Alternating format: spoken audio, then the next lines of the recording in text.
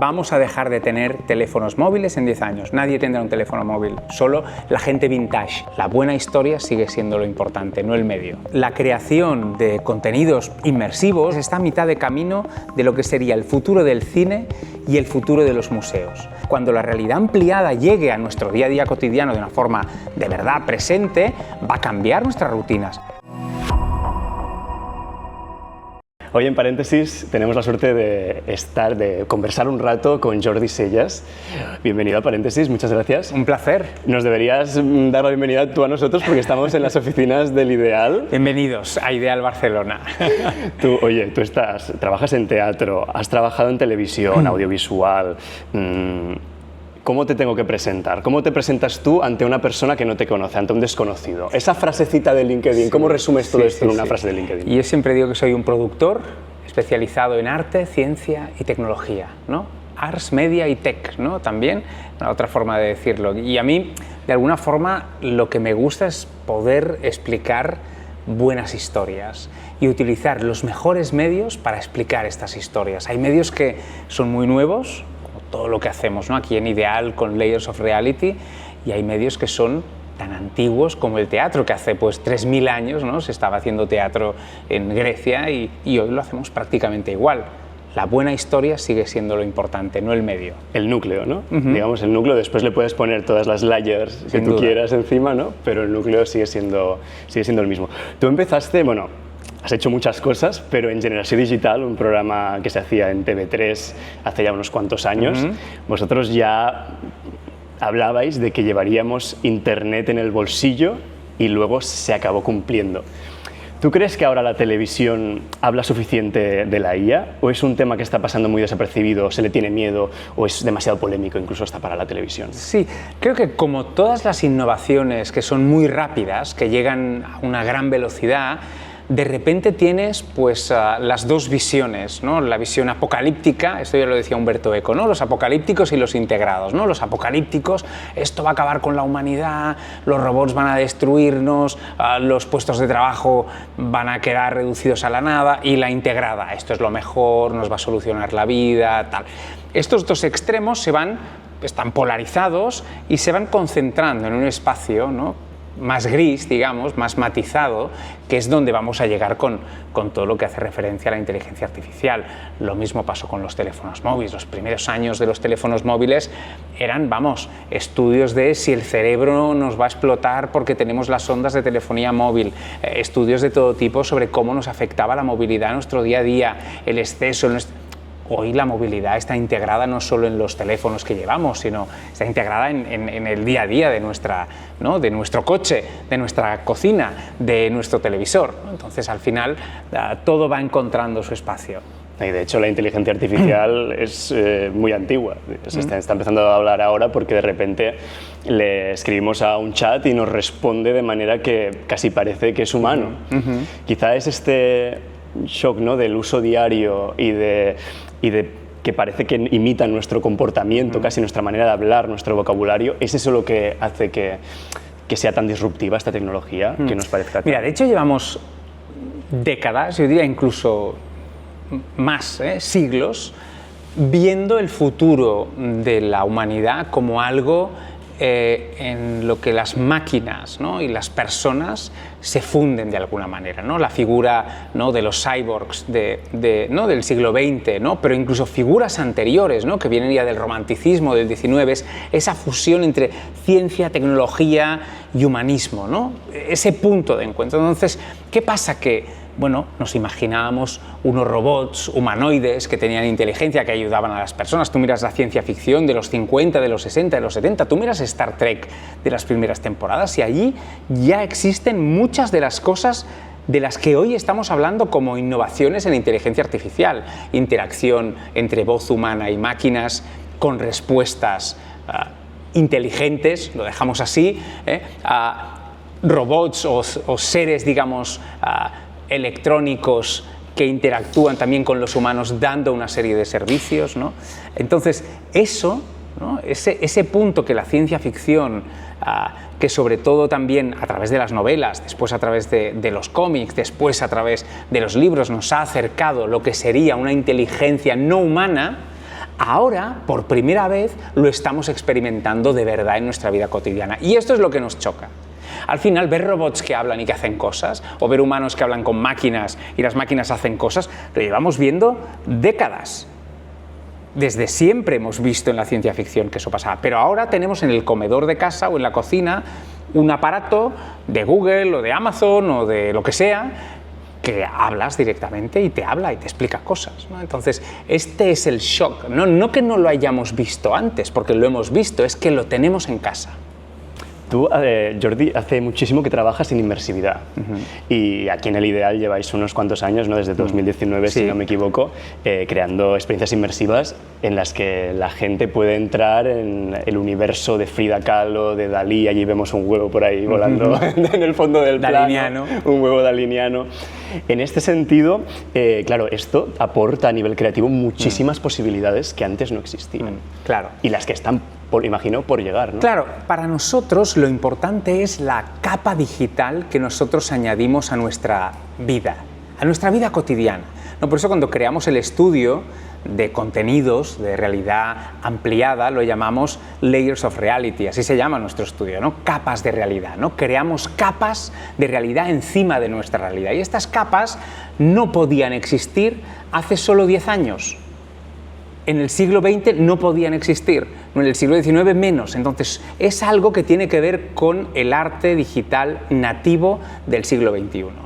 Tú podías decir, sí, había realidad virtual en los años 90, había unas máquinas llenas de polígonos, sí, pero al nivel a lo que hoy podemos llegar es absolutamente imposible. El nivel, digamos, colectivo, popular, al que podemos llegar en estos momentos con tecnologías de realidad ampliada como la realidad virtual, la realidad aumentada, la interficie máquina-humano a través de la voz, el mapping de gran formato, el micromapping, la holografía, o sea, todas estas herramientas hoy pueden estar a disposición de explicar historias. Y vuelvo al inicio, storytelling, ¿no? Explicar buenas historias al final es inherente a la humanidad, a lo que nos hace humanos, a lo que nos hace sociedad. Entonces, ¿cómo explicamos las historias de hoy? Pues las explicamos a través de estos recursos. Al final explicamos buenas historias a través de los recursos que hoy están a nuestra disposición. Hay gente que lo llama experiencias inmersivas, hay gente que lo llama, pues no, experiencias de realidad ampliada, da igual, nos entendemos, es una capa, ¿no?, de realidad digital encima de nuestra realidad, de nuestra vida cotidiana. Aquí veo muchos puestos de trabajo. ¿Qué hay detrás de lo que nosotros vemos cuando nos acercamos al Ideal y entramos en el mundo de Frida Kahlo o Julio Verne, que vendrá ahora a continuación, ¿no? ¿Qué es lo que hay detrás? ¿Cómo se hace? Es que tengo curiosidad. Es muy interesante ver cómo la creación de contenidos inmersivos, de artes digitales o de este nuevo tipo de experiencias está a mitad de camino de lo que sería el futuro del cine y el futuro de los museos. ¿Qué quiere decir? Que lo que hacemos tiene una parte esencial de lo que sería el arte tradicional de toda la vida, de hacer buenas exposiciones. Tengo una historia, una curación de contenidos. Claro, tengo una buena curaduría y los pongo a disposición de una audiencia en un espacio concreto, ¿no? Un sitio específico, lo que los ingleses dicen, no, site specific, perfecto. Futuro de los museos. Y el audiovisual, porque al final el audiovisual del siglo XXI, natural del siglo XXI, ha roto ese rectángulo en el que el audiovisual ha estado, no diría que encarcelado o prisionero, pero casi desde que se inventó. Es decir, cuando la televisión, el cine... Claro, los hermanos Lumière inventan el cine en una pantalla rectangular. ¿Por qué? Porque miran las fotos. Y porque al final el cine son muchas fotos, una rápida después de otra, ¿no? Que ya se habían inventado a mitad del 19. Pero es que a mitad del 19 inventan las fotos, ¿por qué? En rectángulo. Porque teníamos las pinturas, porque teníamos los libros, y el formato rectangular es lo que da esencia, ¿no?, a esa, digamos, a ese receptáculo, ¿no?, de información. Ese rectángulo, los libros, las fotos, el cine, la tele, los móviles, siempre dentro del rectángulo, se rompe por primera vez. ¿Por qué? Porque tenemos gafas de realidad virtual donde lo digital son 360 grados. Tenemos salas inmersivas donde lo digital es el suelo alrededor. Tenemos holografía, que lo digital es tridimensional. Entonces, futuro de los museos, futuro de los cines. ¿Cómo es el equipo de Layers of Reality? Pues mitad. mitad un equipo que te podría montar exposiciones, podría montar contenidos de carácter expositivo tradicional, de producción tradicional, y la otra mitad es un equipo de producción audiovisual que podría estar produciendo una película, podría estar produciendo una serie, y añadiría otra punta en este triángulo, que es el equipo interactivo. La interactividad, la programación, los videojuegos, podría ser incluso un equipo de gente que trabajaría programando videojuegos. Estos lenguajes todos están aquí. O sea, gente que te pueda hacer planos, con gente que te pueda diseñar un guión y una estructura y un storyboard, con gente que puede estar programándote un videojuego. Claro, porque la parte en la que el usuario interactúa con el entorno, supongo que es básica en este sentido, ¿no? Claro. En un día a día en Layers of Reality tú puedes estar utilizando Unreal Engine, puedes utilizar Unity, puedes utilizar After Effects, puedes utilizar Premiere, Photoshop, Excel, Word y PowerPoint si quieres, ¿no? Y AutoCAD, ¿no? Y todo en el mismo día, y todo en el mismo equipo, ¿no? Y Smode para el mapping. O sea, es eso, ¿no? La mezcla de esas herramientas son las que hacen que sea algo tan auténtico, tan único, tan nativo del siglo XXI, que no pudiera existir antes un tipo de estudio como el que tenemos aquí. Y a todo esto le añadimos una nueva capa, una nueva layer, que es la inteligencia artificial. ¿Hace cuánto que la lleváis usando? ¿La estáis usando ahora mismo para vuestro proceso creativo? Explícame un poco cómo ha cambiado. Claro, nosotros nos apuntamos en el primer momento en que salieron las primeras beta versions, ¿no? Solo para profesionales de ChatGPT. Nos apuntamos ahí, igual que DALL-E, que venía vinculado a ChatGPT, te estoy hablando de hace casi 3 años, y estábamos allí, en la cola de espera, y nos dejaron acceder muy rápido porque vieron que éramos, ¿no?, una empresa creativa, ¿no?, un estudio de creación de contenidos de artes digitales, y nos permitieron entrar enseguida en el programa de testeo, ¿no?, en los usuarios, digamos, iniciales. Y en ese momento de exploración ya vimos que allí teníamos un potencial absolutamente espectacular, tanto a nivel de texto y de creación de contenidos de texto, como a nivel de contenidos de imagen. ¿Qué pasa? Que cuando estalla el boom de la inteligencia artificial y todo el mundo está con el Midjourney, todo el mundo está con el Firefly, está con el DALL-E, ¿no?, a tope, con el ChatGPT 3, el 4, probando, ahí nosotros ya estamos en un momento en el que, cuando estalla todo eso, nosotros estamos en un momento en el que ya tenemos una exposición en Ideal que se llama DALL-E Cibernético, que dentro de esa expo que se ha producido un año antes ya hay una pieza de 6 minutos generada íntegramente con inteligencia artificial en la sala inmersiva, donde junto con un estudio turco que se llama Ouch, que es uno de los equipos, digamos, más innovadores en artes digitales, que ya trabajaban desde hace más tiempo el concepto de la inteligencia artificial, con ellos unimos la idea de DALL-E, Salvador Dalí, no el DALL-E, sino DALL-E, nuestro DALL-E, con la idea de la inteligencia artificial, porque Dalí hablaba de esa máquina de pensar, ¿no? Dalí escribía en sus libros de pensamientos, de vaticinios en los años 50 y 60, que en el futuro las máquinas serían las que crearían el arte, ¿no? Entonces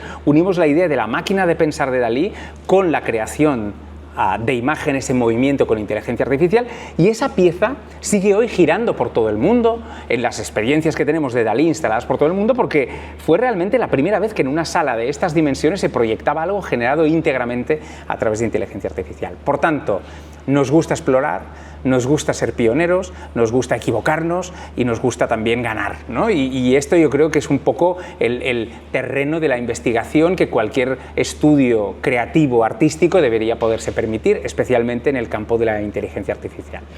Ahora has comentado este viaje que hacen las obras y los proyectos que vosotros creáis aquí.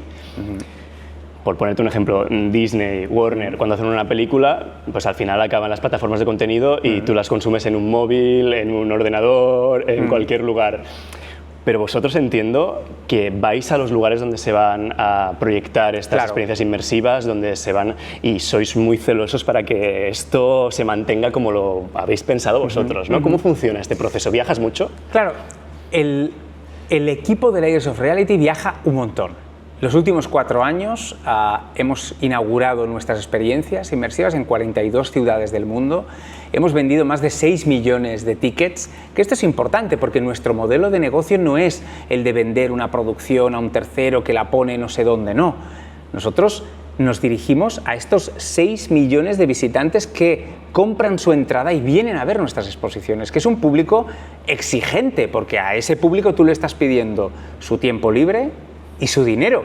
Entonces, tienes que hacer algo que esté a la altura de lo que espera el público que viene a ver tus exposiciones. Por tanto, 42 ciudades, 6 millones de visitantes durante este tiempo, que nos permite también ver que ese tipo de contenido funciona muy bien a nivel global, a nivel internacional. La misma exposición en Sydney, en Singapur, en Sao Paulo, en Nueva York, en Montreal, en Berlín, en Barcelona, en Lisboa, da igual, para decir algunas de las ciudades donde hemos estado, funciona, ¿no? Y consigue respuestas del público muy similares. Eso quiere decir, ¿no?, que estamos delante de una forma de expresión, de forma de arte nativa del siglo XXI, que no está aún definida del todo, y que nosotros formamos parte de todo ese colectivo afortunado de exploradores que está buscando cómo se define. De momento nosotros exploramos el sitio específico.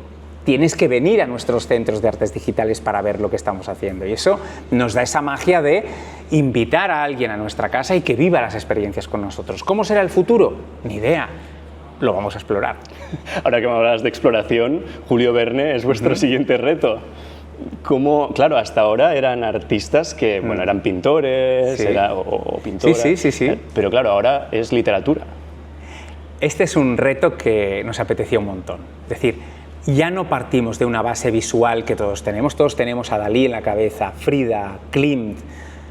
No, partimos de la base de alguien que escribió unos libros que fueron épicos, porque en el siglo XIX alguien como Verne, que estaba escribiendo Viaje al centro de la Tierra, 20.000 leguas de viaje submarino, 5 semanas en globo, La vuelta al mundo en 80 días, De la Tierra a la Luna, Michel Strogoff, o sea, son títulos que forman parte del imaginario colectivo de generaciones y generaciones, y cada uno tiene en su cabeza cómo es. Claro, porque te lo imaginas, al final es literatura. Cada uno tiene su Phileas Fogg en la cabeza, su Michel Ardan en la cabeza, entonces, de alguna forma, poder, ¿no?, agarrar todo lo bueno de Verne, ¿no?, la idea de la exploración, de la investigación, de la voluntad de divulgación científica que tenía, porque al final Verne escribía con vocación científica, explicaba los últimos descubrimientos que se hacían geográficamente en el mundo, o la última, digamos, innovación en química o en física. Todo lo que escribía Verne no era ciencia ficción en realidad. Mucha gente dice, Verne, el padre de la ciencia ficción. No lo era. Él pretendía escribir sobre la realidad de lo que estaba pasando y lo que pasaría en el futuro próximo. Poder explicar bien la figura de Verne a través de sus títulos, hacer que nuestros visitantes vengan a Ideal y puedan sentirse que están en el Nautilus, que están en el Albatros, que viajan en globo por África, como los viajeros de 5 semanas en globo, o en una jangada por el Amazonas. Ese era un reto que para nosotros era mayúsculo, es nuestra más gran, es la producción más grande que hemos hecho, el reto más grande al que nos hemos enfrentado, y en septiembre veremos qué tal. Tengo ganas de verlo. Qué bien. Tengo muchas ganas de verlo.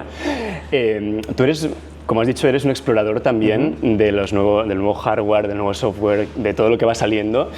¿Has probado las Apple Vision Pro? Mira, las tengo ahí ahora, las tenía ahí encima, sí. Y les estábamos probando. Apple Vision Pro son una maravilla tecnológica. Tienen un grave problema de contenido, pero es normal. Bueno, pero han sacado el Apple Immersive Video. Sí, cuidado. Pero aún así, un dispositivo tiene que responder a unas necesidades de utilidad más o menos cotidiana. El móvil es un éxito porque nos gusta comunicarnos, nos gusta mandarnos todo tipo de informaciones en forma de fotos, de textos, de vídeos, lo que sea, y a partir de eso le añades una capa, videojuegos, mapas, métodos de pago, y transformas ese aparato en algo que es esencial para la vida del día a día. Para que alguien llegue a casa y se quiera poner esas gafas, o esté viajando en el tren y se quiera poner esas gafas, aún nos queda tiempo. ¿Va a pasar? Claro que va a pasar. Eso te quería Y va a preguntar. pasar más pronto que tarde.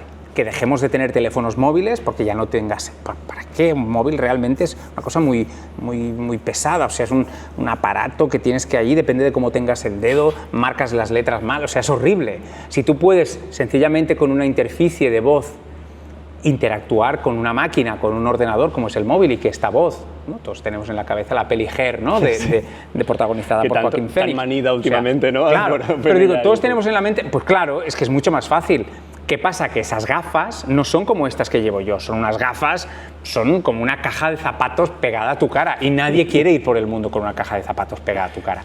Pero eso es una cuestión de tiempo,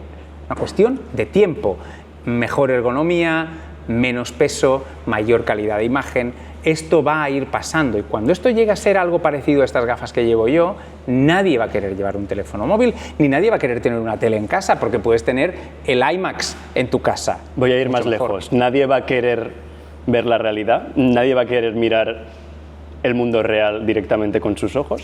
Yo creo que... ¿Es muy aburrido? ¿Se está volviendo aburrido el mundo real? Yo pienso lo contrario, o sea, nos pasamos el día metidos en metaverso, en herramientas de realidad virtual, viendo cosas chulísimas, y yo que soy de Olot, ¿no? Voy el fin de semana, voy en bici, ahí tenemos un carril, ¿no? Llamamos el bicicarril, ¿vale? Que era como la vía de tren antigua, ¿no? Que iba de Olot a Girona y ahí había pues un tren de vapor, que ya no está, y ahora vas en bici. Que el paisaje es de lo más bonito que te puedes imaginar. Yo voy ahí en mi bici y pienso, wow, ¿no?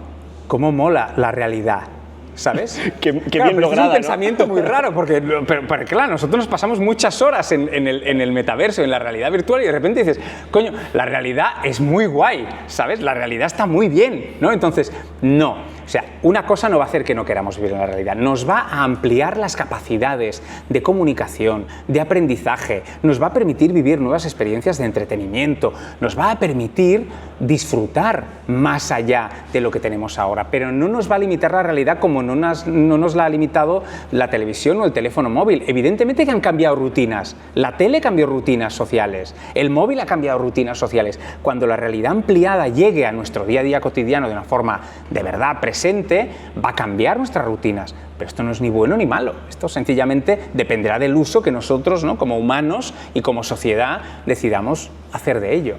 Claro, de hecho, tú también estás en el mundo del teatro, que no hay nada más casi tradicional que el teatro, en este sentido. Por eso digo que a mí lo que me encanta del teatro es que no ha cambiado.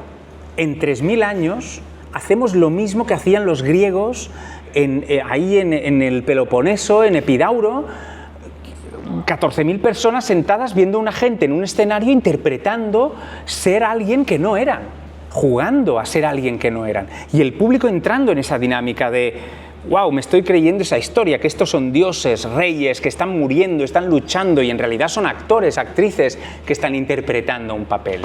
Esto no ha cambiado. Hoy hemos añadido electricidad, luces, amplificación de sonido y alguna cosa, y algún proyector, pero el teatro en esencia es lo mismo, un público, un escenario, unos artistas. Vamos, que no, los robots no van a sustituir a los actores. Y si lo llegan a hacer, como está pasando, por ejemplo, con el show de ABBA, el Voyager, en Londres, ¿no? Con los hologramas, claro. Los shows holográficos, lo van a hacer con una, digamos, fórmula muy teatralizada, porque al final son tantos siglos de experiencia los que llevamos atrás, siendo público, que no va a cambiar en una década, en 2 o en 3, ¿no? Lo que sí es relevante es, de nuevo, las historias que se explican. Medea nos sigue impactando hoy porque ya impactaba a la gente, ¿no? del siglo II antes de Cristo.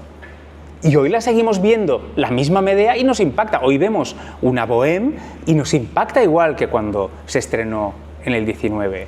Porque la historia es lo que nos llega. Hoy vemos cualquier obra de Ibsen y decimos, wow, ¿no? esta sociedad, esa gente, entramos ahí dentro, ¿no? Y eso es lo esencial, lo humano que hay detrás de todo eso. Tú puedes intentar crear obras con inteligencia artificial hoy, que no vas a conseguir comunicar eso. Quizás en el futuro sí, hoy no. A lo largo de la entrevista hemos descubierto, bueno, los que no conocían, a un Jordi Sellas que es muy polifacético. Bueno. Se ha visto tu faceta de explorador, la inmersividad, el teatro, la cultura, la tecnología. ¿Cómo se logra tener una vida ordenada con tantos intereses y tanta curiosidad? Yo siempre digo que hago solo una cosa, en realidad, que es conectar historias con su público. Por tanto, no es tan diferente, en realidad, en el fondo lo que estás haciendo. Utilizas métodos diferentes, utilizas fórmulas, formatos, herramientas, espacios, pero al final la esencia es esta. Historias relevantes con un público interesado que lo sabe o no lo sabe que está interesado en eso. A veces tú tienes que hacer descubrir a este público que estas historias pueden ser interesantes. Claro, y ese enlace es el que a mí me apasiona y en realidad es lo que hago. O sea, no son tantas cosas, es una, pero tiene sus complejidades. ¿Te ayudas de la inteligencia artificial en tu día a día? ¿Cuáles son las herramientas de IA que usa Jordi en un... Mucho. Sobre todo utilizo ChatGPT y utilizo Firefly, ahora son mis dos herramientas básicas. ¿Por qué? Porque básicamente a mí me sirven para mejorar cómo transmito las ideas a los distintos equipos. Muchas veces requiere una imagen, requiere de un montón de trabajo para afinar exactamente lo que tienes en la mente, y Firefly te ayuda, por ejemplo. Hay muchos, pero a mí Firefly me encanta cómo lo hace y me sirve muchísimo. Después eso es solo un punto de partida, nunca algo que genera la IA acaba siendo eso que se acaba publicando o acaba saliendo en nuestras exposiciones, es un punto de partida creativo. Lo mismo con el texto te ayuda a buscar símiles, a buscar comparativas, a generar, ¿no? a replantear o reformular cosas que tienes en la cabeza igual de maneras en las que no te lo esperabas o que realmente no habías encontrado. Entonces son herramientas para pensar, son herramientas de ping-pong intelectual y eso es muy interesante y muy apasionante y muy divertido además. Siempre me gusta retar al entrevistado o a la entrevistada en la última pregunta. Vamos. Hace muchos años en Generació Digital dijisteis que todo el mundo llevaría internet en su bolsillo, en un momento en el que los teléfonos móviles se necesitaba una grúa para transportarlos de un lado a otro. Sí, sí. Entonces quiero que me digas una frase para la posteridad y dentro de 10-15 años la rescataremos y comprobaremos a ver si ha sucedido. Vale. Te diré dos en lugar de una. Una, que ya te la he dicho antes, vamos a dejar de tener teléfonos móviles en 10 años. Nadie tendrá un teléfono móvil, solo la gente vintage, como hoy, ¿no? Que la gente que pone vinilos, ¿no? Porque dirán, bueno, yo pongo vinilo porque soy vintage, pues la gente tendrá un móvil vintage, pero no llevaremos teléfonos móviles en nuestro bolsillo. Dos, van a desaparecer las redes sociales. En 10 años no existirán las redes sociales y van a ser vintage también, o sea, ¿te acuerdas en los años 20 que existía eso del TikTok? Eso que bailábamos, sí, claro, y la gente mayor, que serán los jóvenes de ahora, pero que serán mayores entonces, era mi juventud, ¿no? El TikTok, ¿te acuerdas? ¿No? Instagram, hacíamos esos stories, ¿desaparecían cada cuánto? ¿24 horas o una semana? ¿Cuánto tiempo se quedaba un story? No me acuerdo muy bien. Esto va a pasar. Nos quedamos con esta previsión y dentro de 10-15 años otra entrevista. Afirmo, aquí estoy. Bueno, convertiremos esta parte de la entrevista en un TikTok, que también se volverá a su vez vintage. Bien, guay. Me gusta. Jordi Sellas, muchísimas gracias. Gracias.